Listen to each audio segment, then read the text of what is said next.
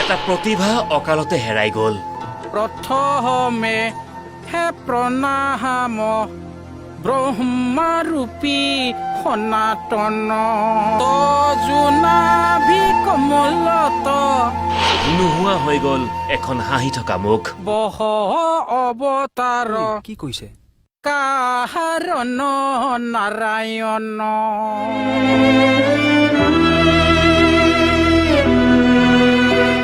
এটা দশক ধৰি অভিনয় প্ৰতিভাৰে মোহাচ্ছন্ন কৰি ৰাখিছিল দৰ্শকক। হাই বিবি, কোৱা। ভোক লগা নাই? লাগিছে। এয়া খোৱা। কামটো কৰি লওঁ আগতে। কাম পিছত, আগতে খাই লোৱা।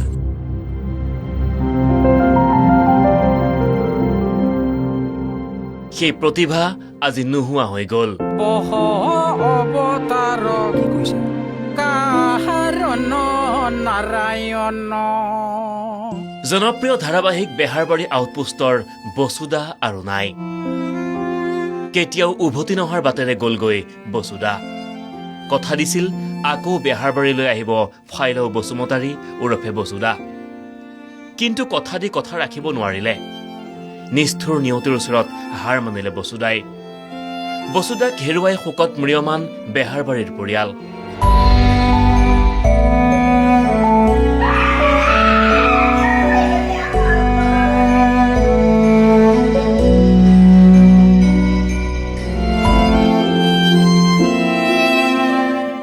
দীৰ্ঘদিন ধৰি লিভাৰজনিত ৰোগত আক্ৰান্ত আছিল ফাইলৌ বসুমতাৰী, যাৰ বাবে অভিনয় জগতৰ পৰা সাময়িকভাৱে বিৰতি লৈছিল বসুদাই।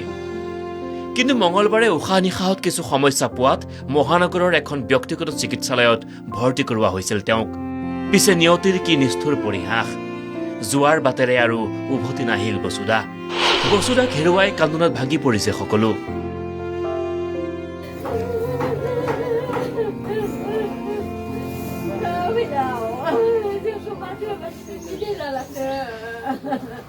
শোকৰ ছাঁ পৰিছে সমগ্ৰ অসমৰ সাংস্কৃতিক জগতখনত।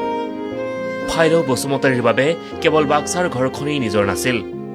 নিজৰ ঘৰখনৰ বাহিৰেও আন এখন ঘৰ সাজিছিল বসুদাই। বিগত প্ৰায় 11টা বছৰ ধৰি সেই ঘৰখনৰ প্ৰতিজন সদস্যৰ লগত একাত্ম হৈ পৰিছিল বসুদা। 2014 চনত বেহাৰবাৰী আউটপোষ্টলৈ আগমন ঘটিছিল বসুদাৰ। হাই বিবি, কোৱা। ভোক লগা নাই? লাগিছে। এয়া খোৱা। কামটো কৰি লওঁ আগতে। কাম পিছত, আগতে খাই লোৱা। তেতিয়াৰে পৰাই অসমৰ ৰাইজক নিজৰ অভিনয় প্ৰতিভাৰ জৰিয়তে হাঁহিৰ খোৰাক যোগান ধৰি আহিছিল বসুদাই। বহ অৱতাৰ কি কৈছে? কাৰণ নাৰায়ণ কিন্তু অতি সহজ সৰল এই অভিনয় সত্তা হঠাৎ নোহোৱা হৈ গ'ল। বসুদাৰ মৃত্যুৰ খবৰ বিয়পি পৰাৰ লগে লগে শোকত ভাগি পৰিছে বেহাৰবাৰীৰ পৰিয়াল। সকলো আজি বাকৰুদ্ধ। কেইদিনমান আগতে কথা পাতিছোঁ, আকৌ একেলগে শ্বুটিং কৰিবলৈ আহিম বুলি কৈছিলে। তেওঁ অসুস্থ হৈ আছিলে, কিন্তু ভালো হৈছিলে। বিহুৰ আগে আগে হায়দৰাবাদত চেকআপ কৰাবলৈ গৈছিলে। আহি পেলাই আমি কথা বতৰা হৈয়ে থাকোঁ। কৈছিলেই যে ভাল হ'লে আকৌ শ্বুটিং কৰিবলৈ গৈ আছোঁ বুলি কৈ আকৌ একেবাৰে যে নাহিব আমি কেতিয়াও ভবা নাই। মানে আপোনাৰ মই যেতিয়া আহোঁ মোৰ লগত তেতিয়াৰ পৰা ভাল একেলগে প্ৰগ্ৰাম এইকেইটাৰ লগতে মই কৰা। গতিকে ক'বলৈ গ'লে ৰাতিপুৱা কল টাইম দিয়ে নহয়, কল টাইমটো দিলে ৰাতিপুৱাই আহি পায়। বসুদা আহি একদম জাগাত থাকে, ছেটত বহি থাকে। তাৰপিছত মোক কয়, কমল হেৰি কল টাইমটো যদি দিছিয়ে ড্ৰেছটো পিন্ধ এক্টিংটো কৰি দে আৰু। তাৰপিছত বোলো হ'ব দে বসুদা। সদায় মুকুতা দা আৰু বসুদা আৰু মোৰ ফাৰ্ষ্ট চিন থাকে। আমি থাকিলে টেনশ্যনো নাই দেচোন। বসুদাই কয় মই ইমান গড়চুকৰ পৰা আহোঁ, তহঁতৰ এইখিনি আহি পাব সময় নাই। যি স্বকীয় মেটমৰা যি সংস্কৃতি ভঁৰাল, সেই ভঁৰালতো ক্ষতি হ'ল। তেখেতৰ আত্মাই চিৰশান্তি লাভ কৰক। এই ক্ষতি কেতিয়াও কোনেও পূৰণ কৰিব নোৱাৰে। আৰু অকল বেহাৰবাৰী আউটপোষ্ট বুলিয়ে নহয়, আমাৰ গোটেই অসমীয়া চলচ্চিত্ৰ ধাৰাবাহিক জগতৰ কাৰণে এটা ক্ষতি। প্ৰথম বেহাৰবাৰীত জইন কৰা পাই মই তেখেতক পালোঁ, আৰু বয়সত বহুত বেছি ডাঙৰ, যদিও একদম লগৰ নিচিনাকৈ থাকোঁ আমি। বাক্সাৰ নিজৰ ঘৰখনো আজি শোকত ম্ৰিয়মান। সদায় হাঁহি থকা মানুহজনৰ অন্তিম যাত্ৰাৰ সংগী হ'বলৈ আহিছে সকলো।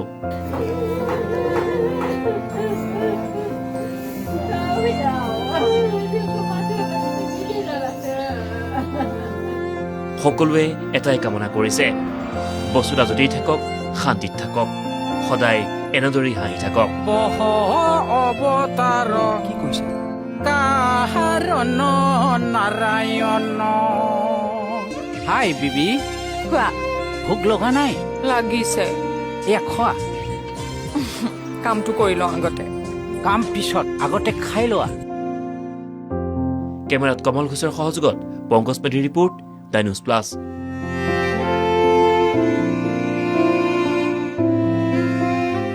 যিকোনো খবৰৰ বাবে যোগাযোগ কৰক 7099017330 লগতে 7099017110 নম্বৰত।